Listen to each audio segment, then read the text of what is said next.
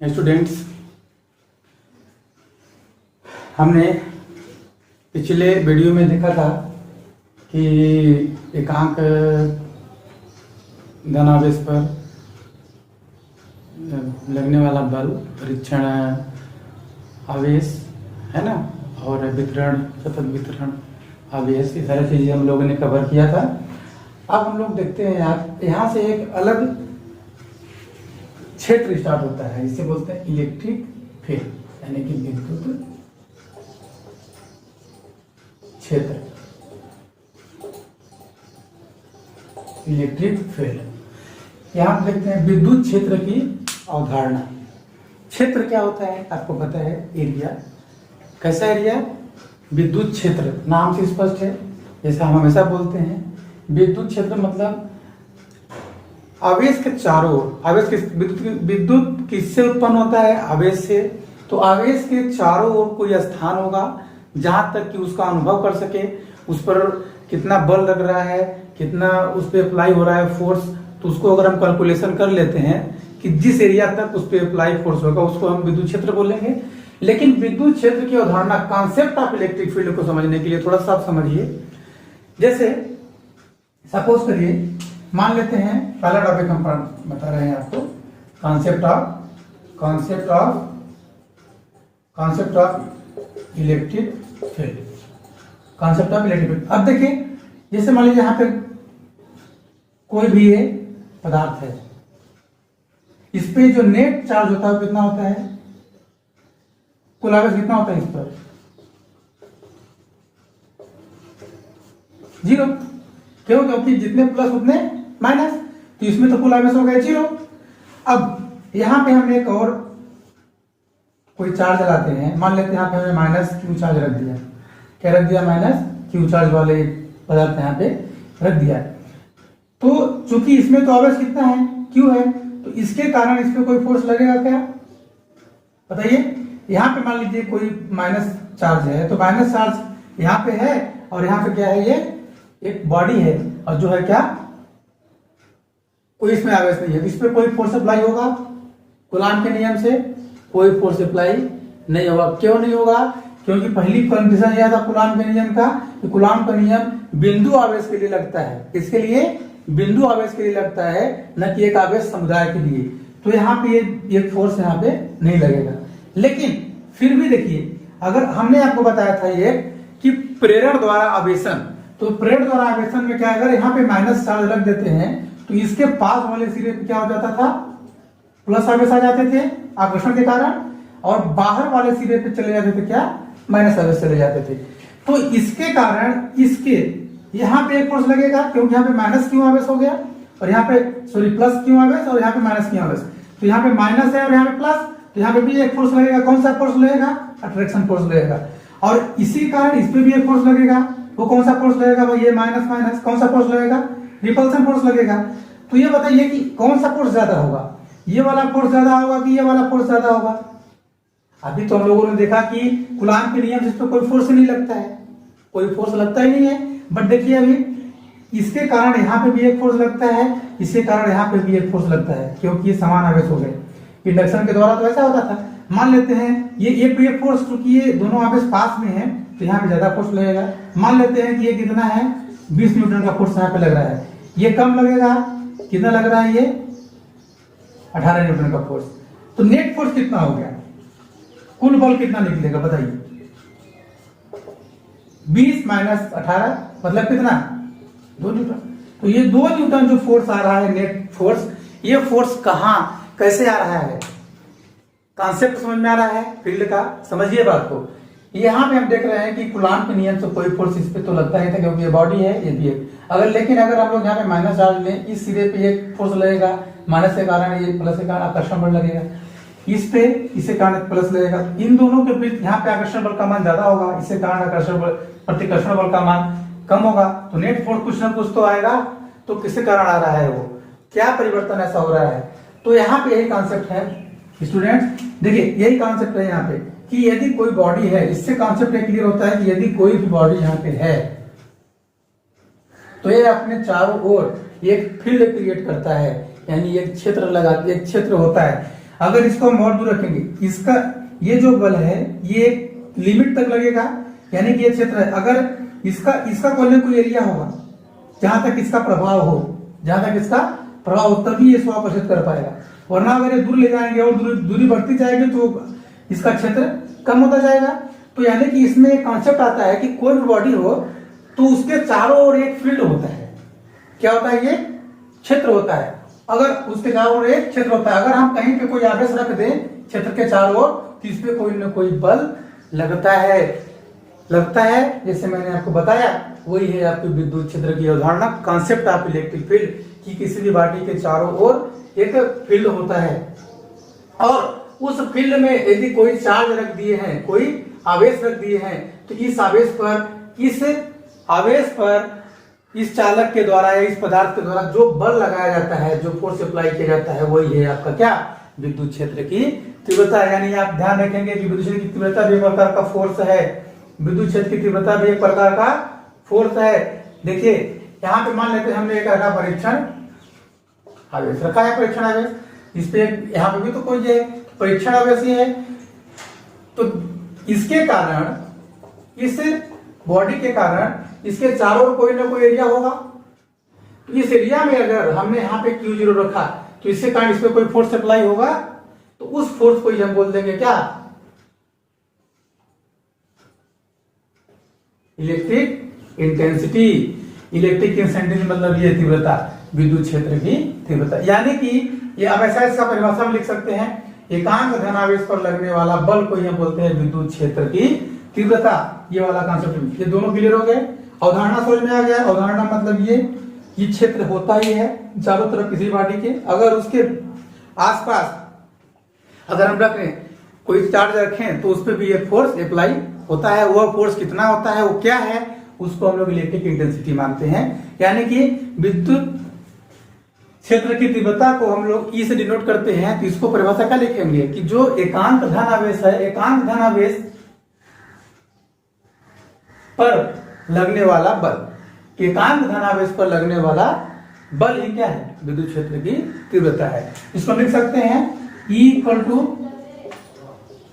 F, कौन सा है? Q0 पे Q0 का मान एक करिए, if Q0 = 1 then E = F, यानी कि E भी एक प्रकार का फोर्स होता है। कौन सा फोर्स? एकांक धनावेश पर लगने वाला बल ही क्या है? विद्युत क्षेत्र की तीव्रता। भूलिएगा मत इसका। अब यूनिट इसका निकाल लीजिए, यानी कि मात्रक। मात्रक कैसे निकालेंगे बताइए? मात्रक कैसे निकालेंगे? इसका मात्रक निकालने का तरीका क्या है? इसी से निकाल लेते हैं। E = कितना है? ये पापा Q0। तो अब क्या है? फोर्स का, बल का मात्रक क्या होता है? न्यूटन। अब इसका मात्रक क्या होता है? कूलाम। तो क्या हो जाएगा ये? न्यूटन पर कूलाम। तो लिख सकते हैं न्यूटन पर कूलाम। याद रखिए इसको, न्यूटन पर कूलाम। इसका डायमेंशनल फॉर्मूला निकाल सकते हैं आप।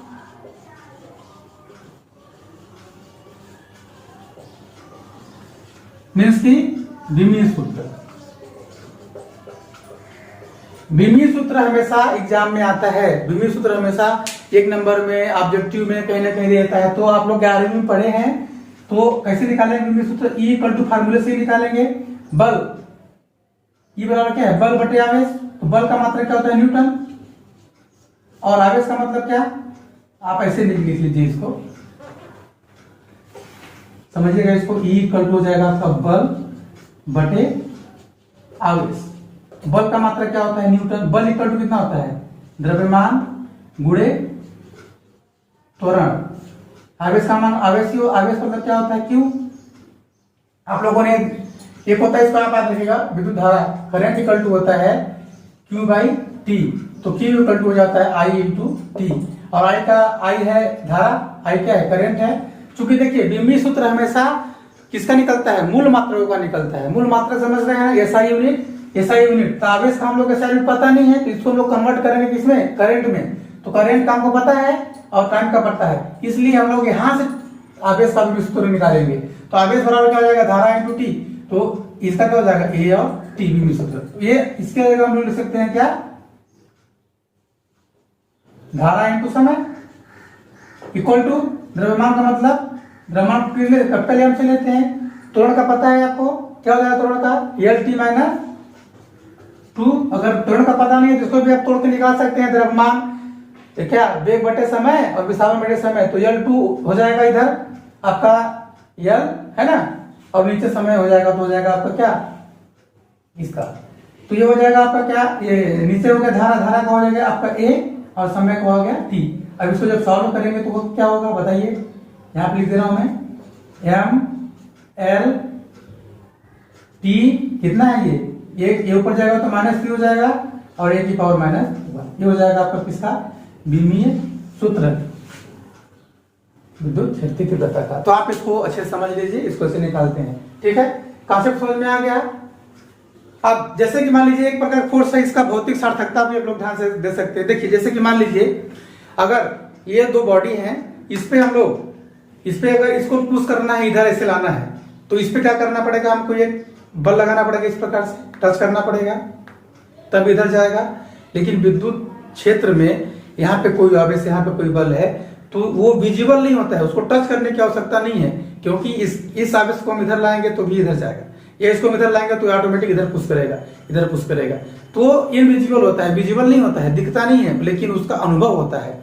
ये एक प्रॉपर्टी होती है, एक कैरेक्टरिस्टिक होती है किसकी, किसी भी बॉडी की विद्युत आवेश की एक प्रॉपर्टी होती है, और ये बहुत ही स्ट्रांग फोर्स होता है। इस फोर्स का भौतिक जीवन में बहुत सारा, जैसे कि मान लीजिए कोई फील्ड है, वहां पे हम एक आवेश ला रहे हैं, एक यहाँ पे एरिया रखा इस पे कितना बल लग रहा है, उस फोर्स को अप्लाई करके हम फोर्स फाइंड कर सकते हैं, विद्युत क्षेत्र की तीव्रता ज्ञात कर सकते हैं। आवेश का मान ज्ञात हो तो हम विद्युत बल भी निकाल सकते, देखिए आवेश का मान ज्ञात हो तो हम बल निकाल सकते, कितना फोर्स यहाँ पे है ना, ये सारी चीजें हम फाइंड कर सकते हैं। तो ये है आपका विद्युत क्षेत्र की तीव्रता। क्लियर हो गई बात, ये कॉन्सेप्ट अगर क्लियर हो गया हो तो हम आगे बढ़ेंगे थोड़ा सा, एक पॉइंट और, बिंदु आवेश के कारण विद्युत क्षेत्र की तीव्रता। ये न्यूमेरिकल, ये आपका डेरिवेशन है, इसको आप समझेंगे, एग्जाम में आते हैं। सारे कॉन्सेप्ट क्लियर हो गए होंगे बच्चों आप सबको, ठीक है ना। और नए कॉन्सेप्ट क्लियर होगा तो आप हमें कमेंट बॉक्स में बताएंगे, ठीक है। अब हम लोग देखेंगे कौन सा, बिंदु आवेश के कारण विद्युत क्षेत्र की तीव्रता। ठीक है स्टूडेंट्स, आगे देखते हैं हम लोग। देखिए बिंदु आवेश के कारण विद्युत क्षेत्र की तीव्रता, ध्यान से समझिए इसको, कोई ज्यादा कठिन नहीं है, बहुत इजी है। किसी भी स्टूडेंट्स को कठिन लग रहा है क्या, फिजिक्स की बहुत टफ है, इस टाइप से कुछ लग रहा है क्या, अगर ऐसा लगे कुछ तो हमको बताइए। अब देखिए बिंदु आवेश के कारण किसी बिंदु पर विद्युत क्षेत्र की तीव्रता, तो जैसे मान लीजिए हमने क्या लिया, ये बिंदु आवेश हमने ले लिया, माना कि बिंदु O पर एक बिंदु आवेश है, प्लस Q एक बिंदु आवेश है, ये तो दिया ही है इसमें बिंदु आवेश। अब हमको इस पर विद्युत क्षेत्र की तीव्रता की गणना करनी है, तो आप बताइए कि विद्युत की तीव्रता होती क्या है, E=F/Q0, ये होती है, अभी मैंने प्रूफ किया था। जब ये होती है तो विद्युत क्षेत्र निकालने के लिए हमें क्या आवश्यक पड़ेगा, बल। अगर बल निकल जाता है तो Q0 को हम डिवाइड कर देंगे तो विद्युत क्षेत्र की तीव्रता हमारी आ जाएगी। तो अगर बल निकालना है तो बल निकालने के लिए हमें एक और परीक्षण आवेश लेना पड़ेगा, क्यों, क्योंकि कूलाम का नियम लागू होता है दो बिंदु आवेशों के बीच। यहाँ पे एक बिंदु आवेश दिया है, तो मान लेते हैं कि बिंदु O से R दूरी पे एक बिंदु क्या है, P है, इस पे परीक्षण आवेश हमें रख दिया गया Q0। क्योंकि परीक्षण आवेश कैसा होता है, पॉजिटिव होता है, और ये भी अब क्या है, पॉजिटिव है, तो इसमें कौन सा फोर्स लगेगा, प्रतिकर्षण बल लगेगा। ये है तुम्हारा बल F है ना, ये प्रतिकर्षण बल आपका लगेगा इधर की ओर, दूरी कितनी है, R है, ये प्रतिकर्षण बल आपका लग रहा है F, और इस पे जो बल लग रहा है वो F है, वो प्रतिकर्षण बल के कारण उधर लग रहा है। अब बताइए, माना यहाँ पे आप लिखेंगे, क्या लिखेंगे कि बिंदु O पर एक बिंदु आवेश प्लस Q आवेश है, जिससे R दूरी पर एक बिंदु P है, जहां पे परीक्षण आवेश Q0 की कल्पना करते हैं, जिस पर कि हमें विद्युत क्षेत्र, जिस पर लगने वाला बल या विद्युत क्षेत्र की गणना करनी है। इसके लिए हम जानते हैं कि दो बिंदु आवेशों के बीच लगने वाला बल कूलाम के नियमानुसार, यहां से लिखेंगे कूलाम के नियमानुसार, F=1/4πε0। यदि परावैद्युत माध्यम कितना हो, के हो। सॉरी स्टूडेंट, थोड़ा सा बगल में इधर उधर शोर हो रहा था। अब देखते हैं हम लोग, यदि परावैद्युत माध्यम इन दोनों के बीच में कितना हो, के हो, हम यहाँ पे के ले लेंगे। हवा या निर्वात के लिए के का मान कितना होता है, एक होता है, लास्ट में रख देंगे, कोई दिक्कत नहीं है। इंटू Q1 की जगह पे क्या है Q, Q2 की जगह पे क्या है Q0। डिस्टेंस कितनी है R²। तो हो जाएगा कूलाम के नियम से इन दोनों के बीच लगने वाला ये जो फोर्स है, ये फोर्स की वैल्यू आ गई हमारी कितना, इसको हम मान लेंगे समीकरण ए। इसकी दिशा किधर होगी बताइए, डायरेक्शन क्योंकि सदिश राशि है, दिशा किधर होगी, क्योंकि दोनों प्लस चार्ज है तो फोर्स किधर लग रहा है, O से P की ओर। हम लिख देंगे दिशा OP और ऊपर तीर का निशान लगा देंगे। अब जानते हैं हम लोग, परंतु विद्युत क्षेत्र की तीव्रता E इक्वल टू होता है F/Q0।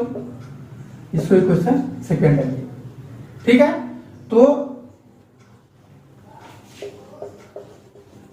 समीकरण 1 व 2 से इक्वेशन फर्स्ट एंड सेकेंड क्या होगा, E इक्वल टू F की वैल्यू यहां से रखिए 1/4πε0 इंटू K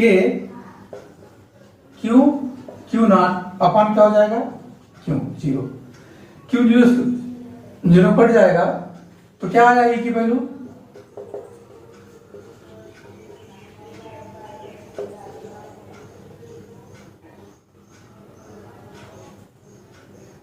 यहाँ पे R² भी है तो हो जाएगा यहाँ Q0 से Q0 कैंसिल हो जाएगा, Q/R²। ये आपको समझ में आया। इसकी दिशा किधर होगी, वो से इधर जिधर बल की दिशा होगी उधर ही विद्युत क्षेत्र की दिशा होगी। ये तो माध्यम के क्यों लिए थे, क्योंकि कोई माध्यम लिए थे जिसका परिवर्तन कितना था के।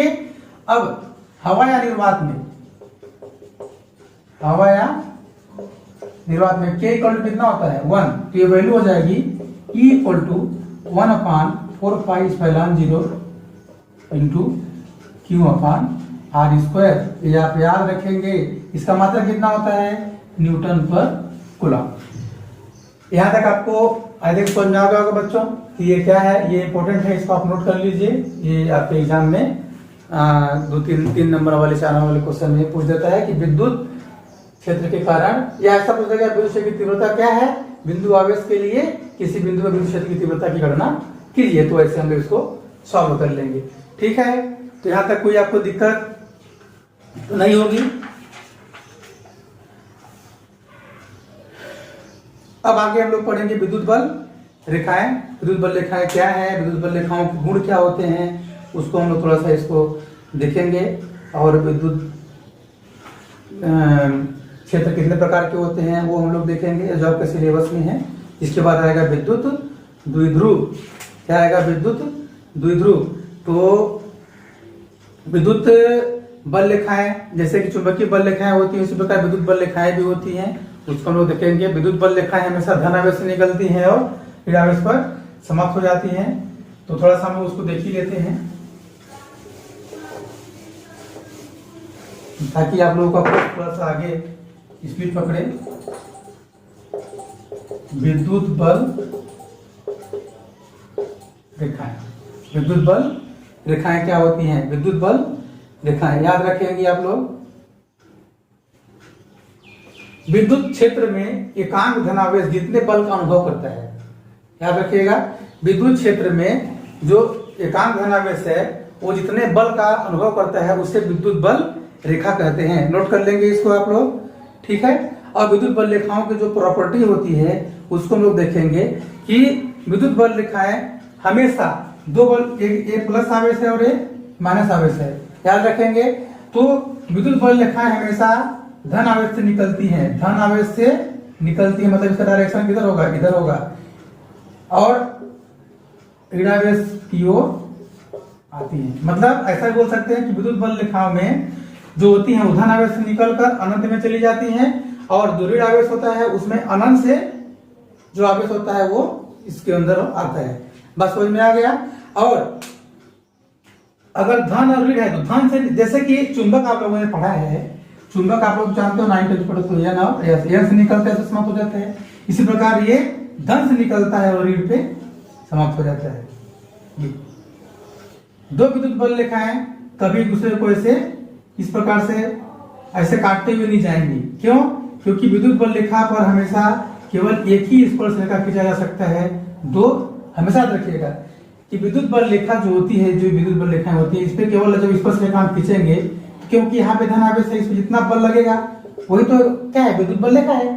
तो एक बल रेखा पर एक बिंदु पर केवल एक स्पर्श रेखा खींच सकते हैं, दो नहीं। अगर मान लीजिए यहाँ पे ऐसे आ रहा है बल रेखा, ऐसे काट के चला गया ऐसे, तो यहाँ पे देखिए इसी बिंदु पे एक और स्पर्श रेखा खींच सकते हैं, जो कि पॉसिबल नहीं है। तो एग्जाम में क्वेश्चन बहुत आता भी है ये कि दो विद्युत बल रेखाएं दूसरे को नहीं काटती, क्यों नहीं काट सकती? क्योंकि अगर दो विद्युत बल रेखाएं एक दूसरे को काटेंगी तो वहां पे दो स्पर्श रेखाएं खींची जा सकती है, जो कि संभव नहीं है। ठीक है। और विद्युत बल रेखा पर खींची गई एक स्पर्श रेखा उस बिंदु पर इसकी तीव्रता बताती है, इसकी विद्युत क्षेत्र की तीव्रता बताती है। ये इसके गुण है, याद रखिएगा यहां से। और यह लचकदार डोरी की तरह सिकुड़ सकती है। जैसे कि मान लीजिए ये ऐसा है, इधर करेंगे तो सिकुड़ जाएंगे, जैसे डोरी होती है, और ये तो इसमें लचकदार होती है, लचकदार मतलब है सिकुड़ सकती है। ठीक है ना।